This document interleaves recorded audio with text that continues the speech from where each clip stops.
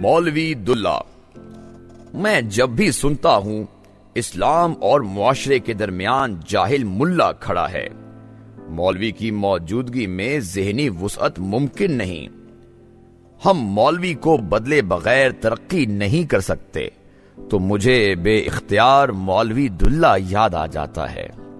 مولوی دلہ جب پیدا ہوا تو دائی کی غفلت سے اس کے سر پر پلنگ کا پایا لگ گیا، چوٹ شدید تھی، لہذا اس کے ناک منہ سے خون جاری ہو گیا۔ اس کے والد چودھری شریف نے فوراً گاڑی منگوائی اور دلے کو سرکاری ہسپتال لے گئے، جہاں اس کا علاج شروع ہو گیا۔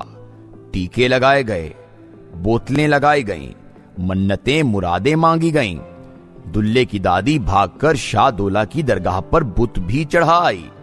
خالہ نے بھی گاؤں کے بڑے مولوی صاحب سے تعویذ بنوا کر کمی کے ذریعے ہسپتال پہنچا دیا۔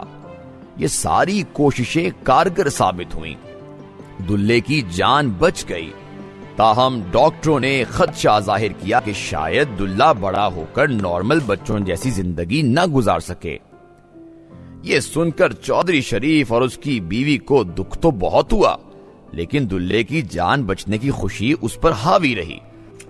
اگلے چند برسوں میں ڈاکٹروں کے خدشات درست نکلے، دلہ واقعی ایک ایب نارمل بچہ ثابت ہوا۔ اس نے 8 برس کی عمر میں بولنا شروع کیا، 10 برس کا ہو کر اسے راستوں کی تمیز ہوئی، اور 12-13 سال کی عمر تک پہنچ کر اسے سیدھا چلنے کا ڈھنگ آیا۔ لیکن زندگی گزارنے کے لیے اتنی مہارت کافی نہیں تھی، لہذا چودھری شریف اور ان کی دیہی بیوی اپنے بڑے بیٹے کے مستقبل کے بارے میں پریشان رہنے لگے۔ اسی پریشانی میں انہوں نے ایک روز پیر شاہ جیونا سے بات کی۔ شاہ جی نے سارا قصہ سن کر مراقبہ کیا، اللہ کا نعرہ لگایا اور پھر چودھری شریف کے کندھے پر تھپکی دے کر بولے، چودھری مبارک ہو، تمہارا یہ پتر تمہاری 7 پیڑھیوں کی بخشش کا بندوبست کرے گا۔ چودھری شریف کے چہرے سے خوشی کی لہر سی گزر گئی۔ شاہ جیونا نے چند لمحوں تک توقف کیا اور پھر اپنی آواز میں جلال بھر کر بولے، شریف، اس بچے کو میری درگاہ پر چھوڑ جاؤ، ہم اسے دینی علم سکھائیں گے، اس نے بڑے کام کرنے ہیں۔ قصہ مختصر، آدھ گھنٹے کی ہیل و حجت کے بعد جب چودھری شریف اور ان کی بیوی آنکھیں پونچھتے ہوئے شاہ جی کے تقیے سے نکلے تو دلہ ان کے ساتھ نہیں تھا۔ شاہ جی نے تقیے کے ساتھ ایک درس بنا رکھا تھا جس میں 200-250 طالب علم پڑھتے تھے، دلہ بھی ان میں سے ایک تھا۔ درس گاہ میں قرآن مجید کی ناظرہ تعلیم کے علاوہ قرب و جوار کے دیہات سے لنگر کے لیے راشن جمع کرنا، گھر گھر جا کر طالب علموں کے لیے پرانے کپڑے اکٹھے کرنا، شام کو گاؤں سے روٹیاں مانگ کر لانا اور استاد کے غسل کے لیے کنویں سے پانی کھینچنا دلے کی ذمہ داری تھی، جو اس نے نہایت خشوع و خضوع سے 11 برس تک نبھائی۔ اس طویل عرصے میں اس نے قرآن مجید حفظ کر لیا، عام روزمرہ کے مسئلے مسائل سیکھے، جنت اور دوزخ کے احوال پر 4.5 گھنٹے کی تقریر پکائی، لوگوں کو چندہ دینے پر ابھارنے کے لیے واعظ تیار کیا اور قرآنی واقعات پر ایک طویل خطبہ ذہن نشین کیا۔ ٹھیک 25 برس کی عمر میں اس کو سند مل گئی۔ اب وہ مولانا عبداللہ تھا، لیکن کیونکہ عوام الناس میں وہ دلے کے نام سے زیادہ مشہور تھا، لہٰذا لوگوں نے اس کے نام کے ساتھ مولوی جوڑ کر حسب توفیق اس کی عزت افزائی شروع کر دی۔ 1 برس کی بے روزگاری کے بعد اسے تھوڑی بہت کدوکاش سے ایک گاؤں کی مسجد مل گئی۔ یوں اسے 13-14 برس کا سیکھا ہوا علم پھیلانے کا موقع مل گیا۔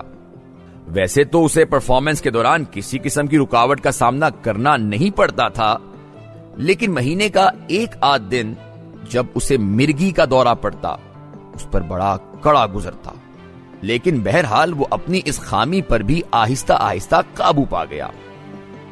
مولوی دلے کا فیوچر بڑا برائٹ تھا، کیونکہ اس نے اپنے پیدائشی نقائص کے باوجود اگلے 1 سال میں نہ صرف اپنی تقریر 6 گھنٹے تک پھیلا لی، بلکہ دن رات کی محنت سے اب وہ اختلافی مسائل پر بھی چھوٹے موٹے مولوی کو منہ توڑ جواب دینے کے قابل ہو چکا تھا، لیکن بدقسمتی ملاحظہ کیجئے، حاسدین کو اس کی یہ دن دگنی رات چگنی ترقی ایک آنکھ نہ بھائی، لہذا انہوں نے ایک سازش کے ذریعے مولوی دلے کو ایک اخلاقی جرم میں اندر کرا دیا۔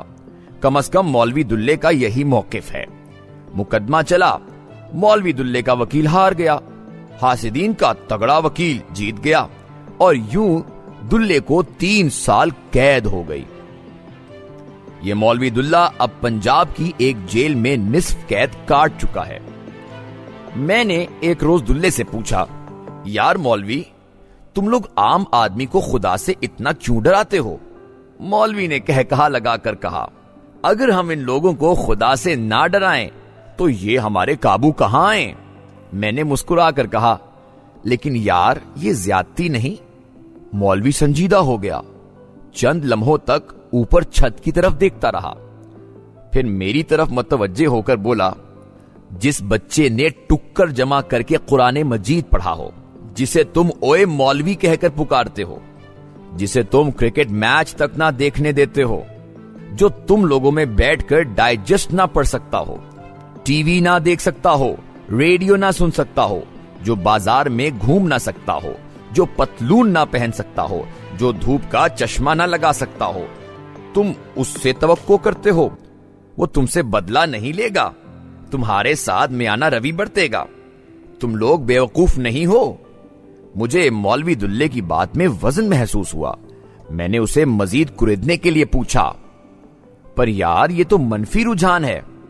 مولوی نے ہاں میں گردن ہلائی، ہاں ہے، پر ہم کیا کریں؟ ہماری محرومیاں ہمیں زندگی کے کسی دوسرے رخ پر سوچنے ہی نہیں دیتی۔ میرے سامنے ایک واقعہ پیش آیا۔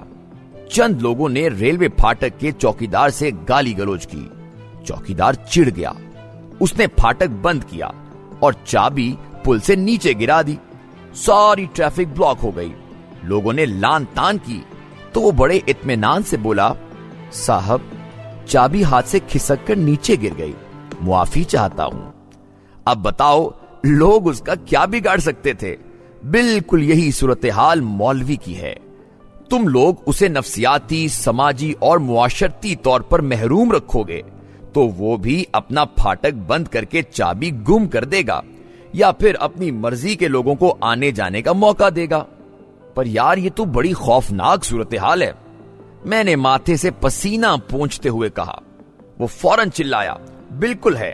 جب تم معاشرے کے سب سے مضبوط فریق کو، جس کے بغیر تم مردے تک دفن نہیں کر سکتے، جدید تعلیم سے محروم رکھو گے تو تم پر اس سے کہیں زیادہ بربادی آئے گی۔